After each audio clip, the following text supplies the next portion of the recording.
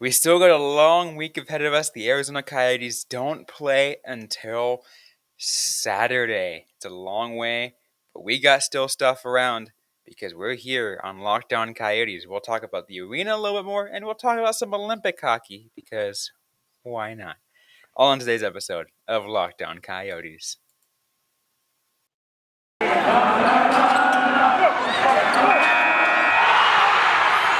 You're Locked On Coyotes, your daily podcast on the Arizona Coyotes, part of the Locked On Podcast Network, your team every day.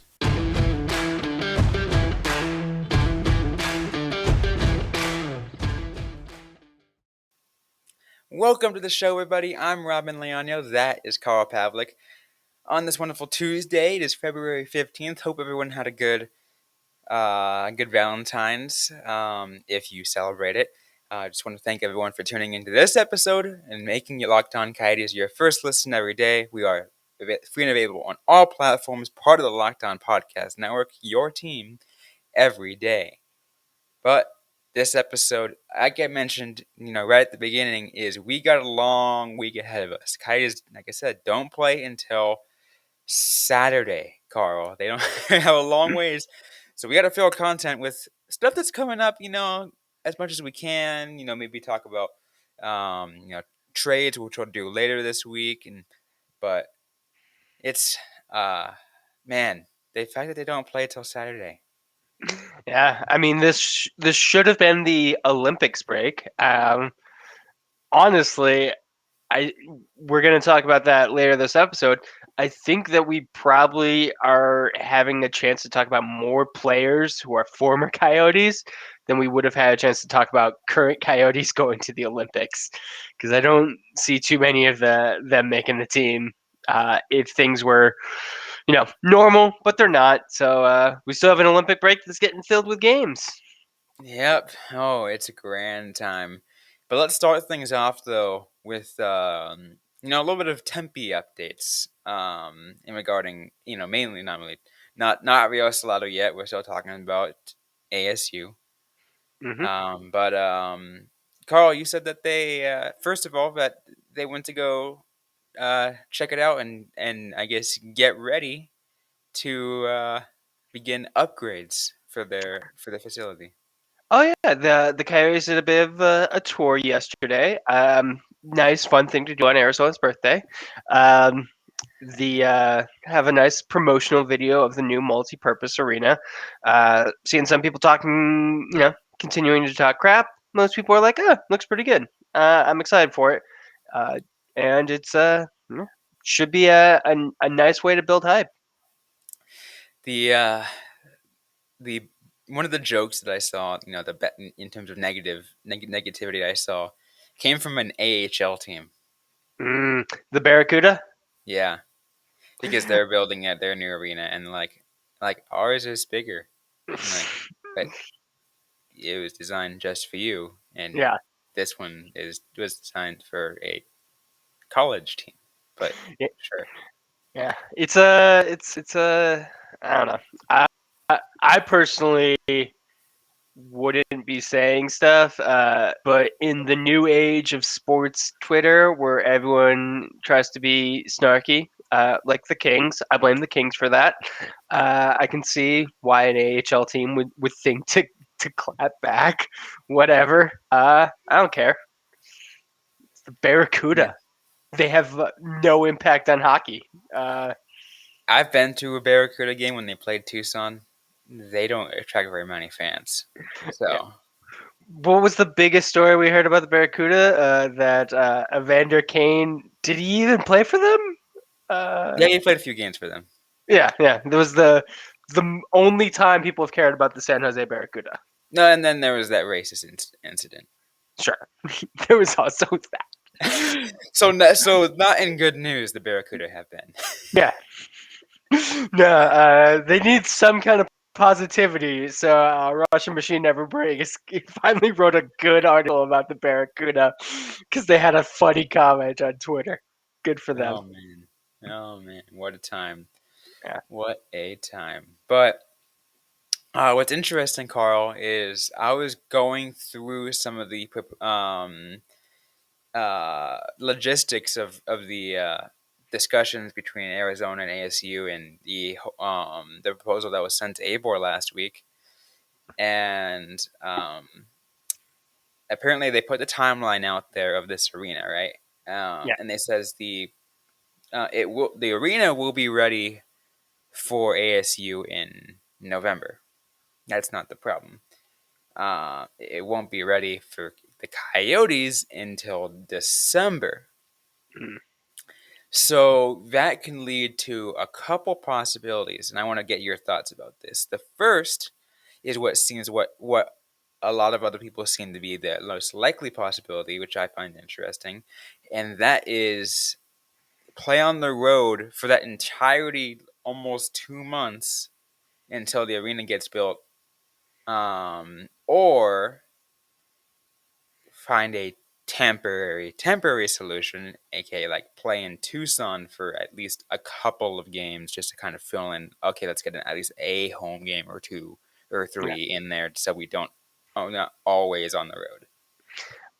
It'll be interesting to see. I mean, we saw the San Jose Sharks play what their home games when COVID was happening Yeah. at Gila River Arena.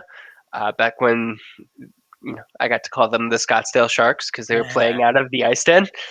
So it wouldn't be the most unrealistic thing to do that, to play a home game somewhere else, like Tucson, like you mentioned. Um, Heck, maybe even Gila River Arena for a game just to make everyone go crazy. Um, we also could see a lengthy road trip. We see that pretty much every year when was it Chicago needs to go on a massive road trip because the circus is taking up their arena. Like these things are like logistical things that need to be worked out, but they're not, major problems for anyone. But a lot of those are somewhat shorter terms, not close to 2 months. Like we Yeah, have this month right now, that's going on right now. This month of February. If you're not from Tucson, you don't really know what's going on here. But we have the Gem and Mineral Show down here, the massive Gem and Mineral Show, yeah, and a lot of it also happens to be at the Tucson Convention Center. Because of that, the Tucson Roadrunners are off for almost a month, on the road. So that also happens to be the case too. It's really interesting to see stuff like that. oh yeah, absolutely.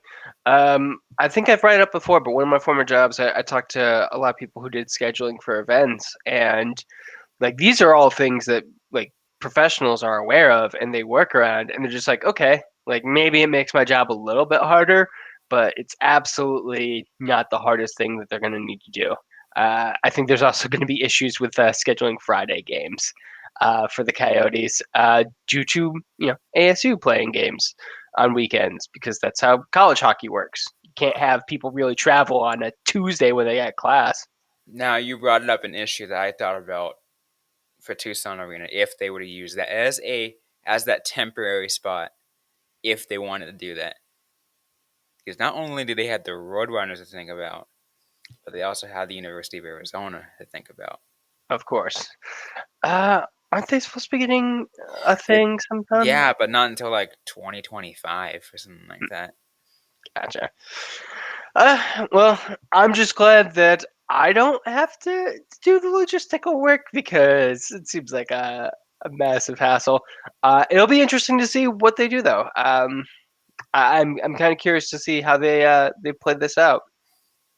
It will be interesting. Like, because again, 2 months on the road or play someplace else. It's like there are so many so many hoops to jump through. And again, luckily, like you said, we're not the ones that have to make that decision. It's just fun to speculate. Oh yeah, absolutely. And I think it's good to just engage in those kind of thought experiments because it really does kind of reveal some of the things that you're maybe not aware of as a fan, that we're not aware of as media people. Like, what are the details? What are the issues that are going to come up? What are other people planning for that we don't know about yet? Because I guarantee you, someone is thinking about all this. Absolutely. We still got more to get to, though, on this episode of Lockdown Coyotes. We're going to talk about some Olympic hockey coming up in just a moment. We're going to have some fun, get some, talk about U.S. doing pretty well for themselves right now on both men's and women's. All on today's episode of Lockdown Coyotes in just a sec. But first, a quick word from Carl. Got beard? Get primal. You heard me right. Got beard? Get primal. If you or someone you care about has a beard, it needs to get primal. Maybe you're the guy who's never considered the benefits of treating your beard with product. Primal Origin Oils will stop the itch and make your beard look healthy and groomed. The products are free from harmful synthetic ingredients and with a low impact on our planet. Primal Origin Oils makes balms, oils, and whipped butter that are renowned as the best feel and beard products available. All products are fair trade certified and handcrafted in the United States. The combo kits also make a great holiday gift. If you're shopping for yourself, you'll be glad that you did. Um, like I always say, I don't personally have a beard because when I had one, it was really itchy. Didn't like it. But, that wouldn't happen if I had primal. So if I ever decide to grow one out, maybe that's what I'll do. We know that every company claims to be the best, but Primal Origin Oils challenges you to compare their ingredients and the feel in your beard to other products you've used. We promise you'll see and feel the difference. Remember to use the promo code LOCKEDON to get 20% off at primaloriginoils.com. That's promo code LOCKEDON for 20% off. So let's get back here on Lockdown Coyotes as we talk Olympic hockey. It's fun to talk about Olympic hockey. I know there are no current NHL players there, but it's been fun so far, right? On both men's and women's. Yeah, It's been like good.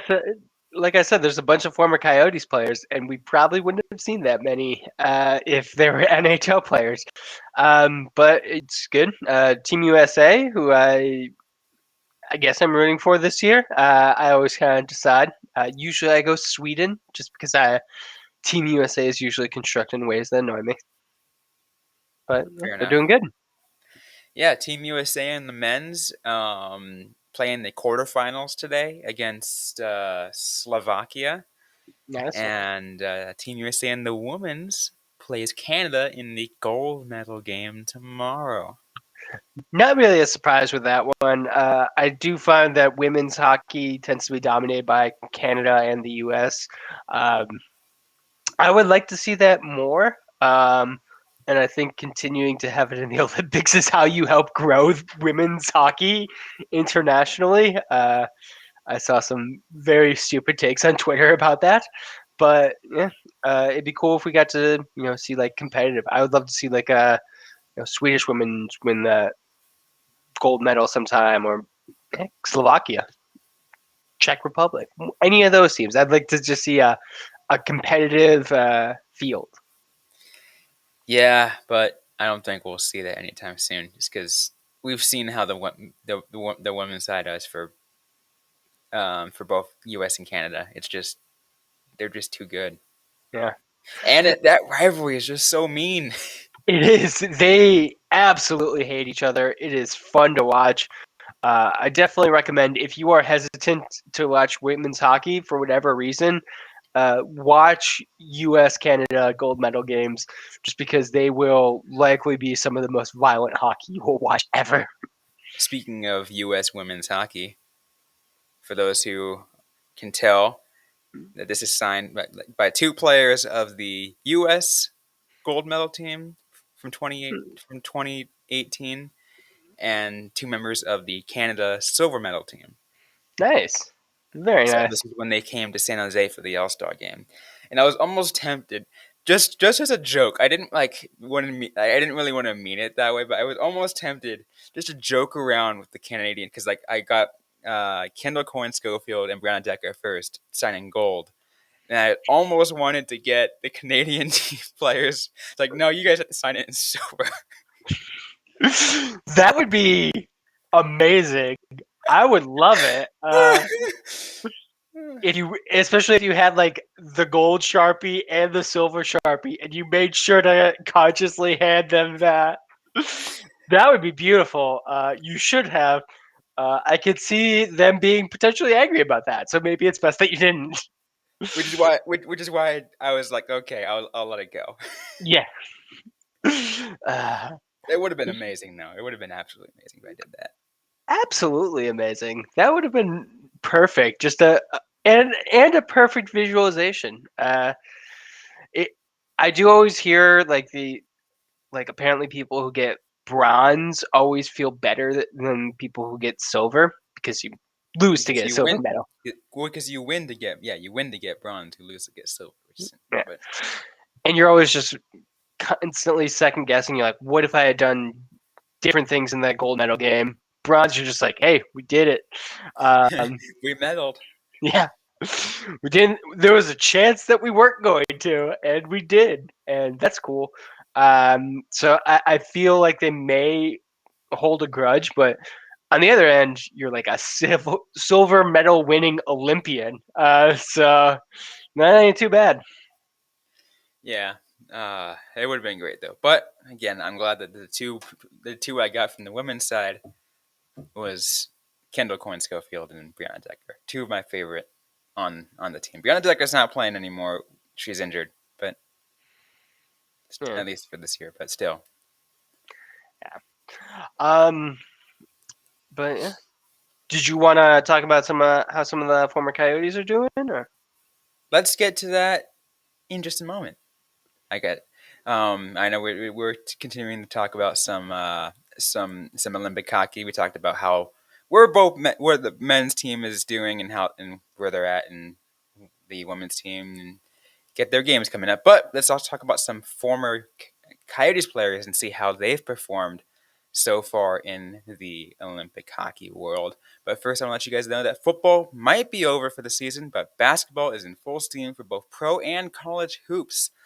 From all the latest odds, totals, player performance props, where the next fired coach is going to land, BetOnline.net is the number one spot for all of sports betting needs. BetOnline remains your best spot for all sports scores, podcasts, and news this season. It's not just basketball. BetOnline.net is your source for hockey, boxing, UFC, odds, right down to Olympic coverage and information. Head to the website today and use your mobile website or device to sign up to learn more about the trends and action. Bet online, where the game starts. And speaking of college hoops, I am just ecstatic that U of A basketball, both men's and women's, freaking killing it. Bear down. Sure, yeah. I am not keeping up, so I never cared about ASU basketball, but U of A people always seem to be very big into it. So I'm glad your guys are doing well. We're a basketball school, number 3 in the nation. I was gonna say something mean. I'm just gonna not. I'm gonna move on. You can't pay me Oh, to talk about U of A. Stop it, Robyn. You're gonna get me in trouble. it's the rivalry. Gotta love it. I love the interstate rivalry. It's amazing. Uh, But anyways, let's get to the final topic of today, and let's talk about just how certain players are doing in Olympic hockey, and that is how former Coyotes players are doing. Those who, at least at one point, were on the Coyotes roster. So, you got some players you'd like to share? yeah, the first one that sticks out is Andy Mealy. Definitely one of my favorite former Coyotes. I always loved watching him. Definitely wish he had, cracked the lineup more, or even gotten to like play when he was with Roadrunners last. But in 3 games, he has a goal and 3 assists, which is pretty impressive. Quite a few players have 4 points, but yeah, he's one of them. Especially for a Group A winning team USA. Yeah, and for I mean, this is definitely the year of some older players. Like I'm seeing Eric Stahl, 37, but for 33 years old, Andy Mio is my age, so it's always great when I see someone my age doing things. Still being able to play at a professional level gives me a little bit of hope for myself. When you said older players, it just reminded me of the joke roster that someone put out for Team Canada. You saw that one? I did. I think I actually got fooled by that one. Yeah, I retweeted it. And I knew it was a joke, and I had a friend uh respond back. He's like, "Why is there like a 40-year-old goaltender or whatever?" And he's like, "Oh, I see. It's a joke. I've been fooled." I mean, is Jaromir Jagr still playing? He's still playing, yeah, And how but old is like he? 47. Uh, 50. Oh Jesus, I was a few years off. Yeah. So, I mean, it wouldn't be the most surprising thing to see. Um, but yeah, no, there's definitely that was a good. Honestly, even though it was a joke, it was probably a pretty decent Canada lineup. I mean, Danny Heatley, come on. Uh, they have Jason Jason Demers. Is he the only former Coyote on Team Canada? I believe so. Um, let me double check the info. I will say he has 2 assists already, uh, and is a +7, which Ooh. I mean, plus minus is never really that big a thing, but it's always kind of interesting to see in NHL or in Olympics hockey because there's just so much fewer statistics available. But it's pretty good. Let's see. Yeah, I think only a former Coyote, but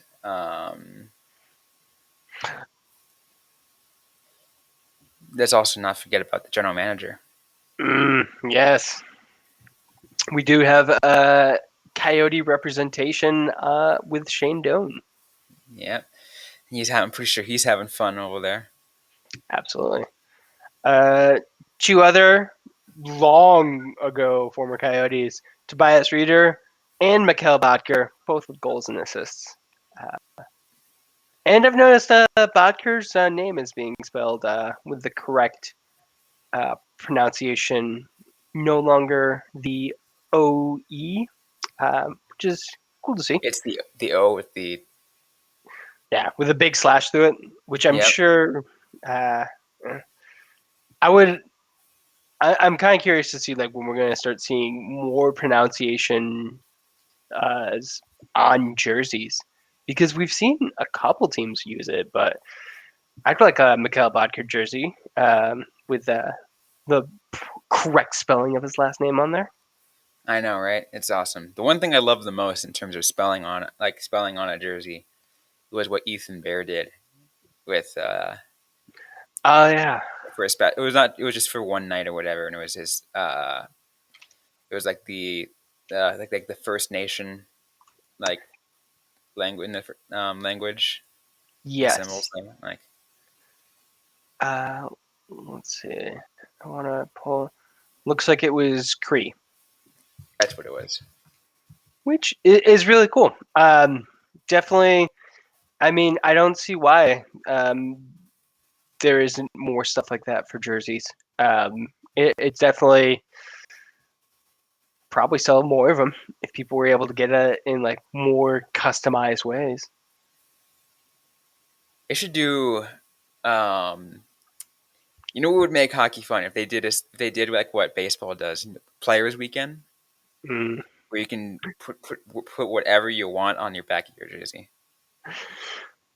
I feel like that is just you're asking NHL players to express themselves. They've been told not to do that. But see, they did told not to do that when they were still in the television contract with NBC. Now they're in television contract with TNT and ESPN. Those both networks have already had more personality than NBC ever did. Yeah. Yeah, I will agree. I honestly haven't been the most impressed with TNT's package watching the games, but it definitely feels more exciting than watching NBC. It's a pretty low bar that they've thankfully cleared. And it's sad because NBC at one point was, you know, supposed to be top dog and Yeah. like the age of when it was what NBC and Versus, early 2010s. Yeah, that was a while ago. Uh,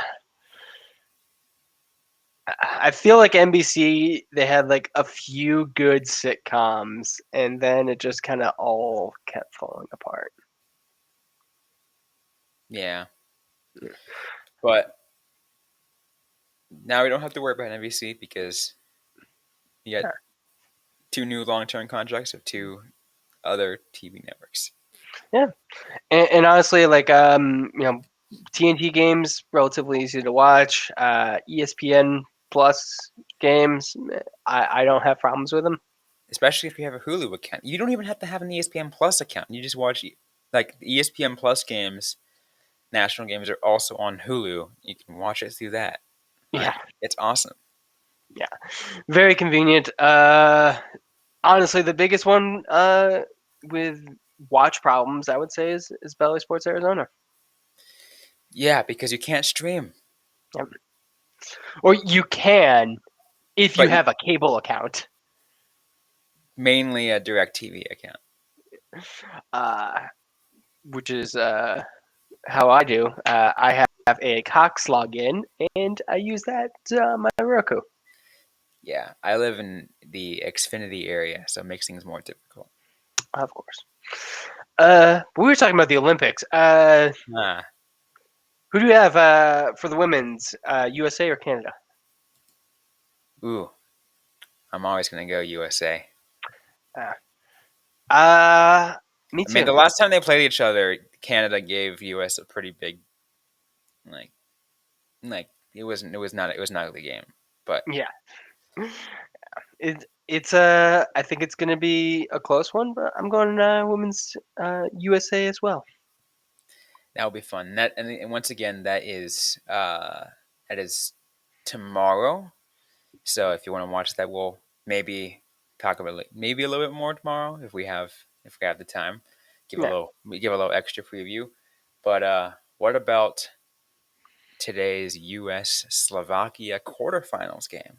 Mm,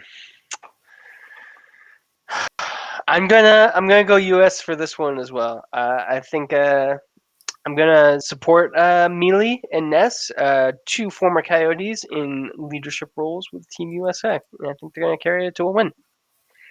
I like it. I like it, and I'll be with you on that. I'll also say um, the U.S. on that one, and uh, things might go down if the U.S. ends up having to play the ROC. Mhm. Yeah, like I don't necessarily have the most faith in the U.S. winning gold or even medaling, but I think that they can get you know one more one more win under their belts. Yeah, because they also have Finland and Sweden who also are in that area. So Yeah. But it'll be interesting to watch. I think this is kind of one of the more just interesting coverage I've seen of an Olympics, especially compared to the ones in Sochi. the ones in Sochi were an interesting one. That 2014 year was very strange. Yeah. Yes, it was. I just remember like pictures of being like, yeah, our room's that built and there's no toilet. Uh, just trying to guess. Was that also the last year that the um, Russia was able to represent under the Russian flag?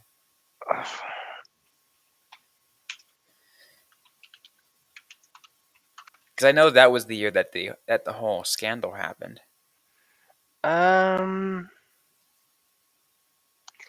Olympic athletes from Russia at the 2018.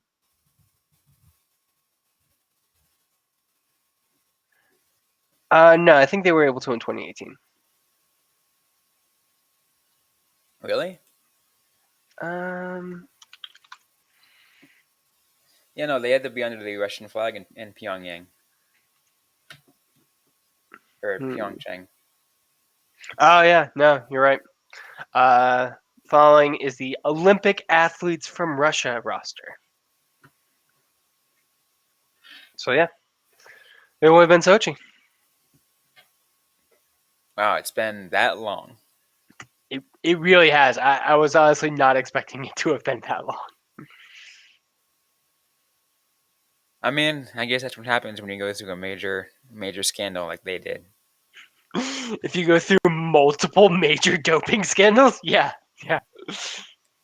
The IOC is like, no, we It's don't. fine if you're Lance Armstrong, but if you're an entire country, Oh, yeah, very true, very true. Anyways, though, we're out of time of this episode of Lockdown Coyotes. Again, we should tune in all through this week. We'll have a little bit more Olympic coverage because, you know, we got some time until we get to talk about actual Coyotes hockey. We'll talk about potential trade prospects.